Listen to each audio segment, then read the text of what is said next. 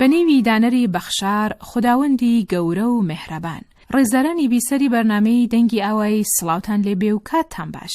خۆشەویستان، لە بەرنامەکانی ڕابردوو لەو بەشە لە بەرنامە باسمان کرد کە بەیتەکان کە هەمان داستان و بەسەرهاتی دوور و درێژن و لەلایەن بەیتبێژانەوە بەجێڕانەوە بە ئاهەنگ دەکوترێن، بەشێکی گرنگ لە ئەدەبیات و فەرهەنگی زارەکیمان لە ئەژماردێن. بەیتەکان لە بواری هونەر و موسیقاوە، لە بواری ئەدەبی و زمانی و هۆنراوەییەوە، لە بواری کۆمەڵایەتی و مێژوویی و ئابووریەوە و زۆر بواری دیکە خاوەنی تایبەتمەندی گرینگن. هەڵبەدە و بەیتانە لە ناوچەکانی زۆر بەجۆری کوردنشینی وڵاتمان جیاوازن، بەڵام هێندێکان ناسراوترن. بەتەماین زۆر بە کورتی یەکێک لە بەیتەکانی کوردیتان پێ بناسێنین، بەنێوی بەیتی ئاغای بایزی. بەیتی ئاغای بایزی باز لە سوارچاکی و دلێری کوردان دەکا کە بەگشت سوپای ڕەزاخانی پەهلەویدا چوون. ڕەزاشا لە سەردەمی خۆیدا بە حکمی دەسەڵاتی سیاسی و چەکمەی قورسی خۆی هەرچی پێی خۆش بوو بڕیاری لەسەر داوە. جا ئەگەر ئەو بڕیارە لە زەرەر و زیانی میلەتەکانی تریشدا بوو بێ، ئەو هیچ گوێی لێ نەبووە.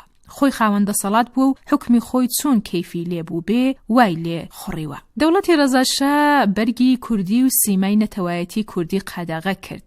دەبوایە کوردەکانیش بە زۆرە ملی بەرگی خۆیان فڕێدەن. کوردیش ملیان نەداوە و لێیان ڕاپەڕیون.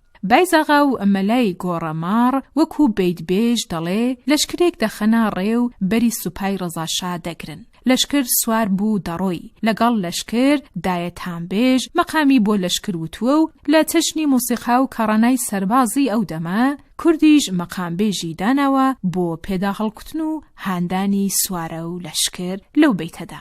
بەڵێ عزیزانی بیسەر، ئەوەش کورتە باسێک بوو سەبارەت بە بەیتەکانی کوردی وەک چەشنێک لە ئەدەبیاتی شیفاهی بەنرخمان و ناساندنی بەیتی ئاغای بایزی. بۆ هیوایەکە جێی سرنجی و خۆشەویستان بوو. سپاسان دەکەین کە هاوڕێمان بوون.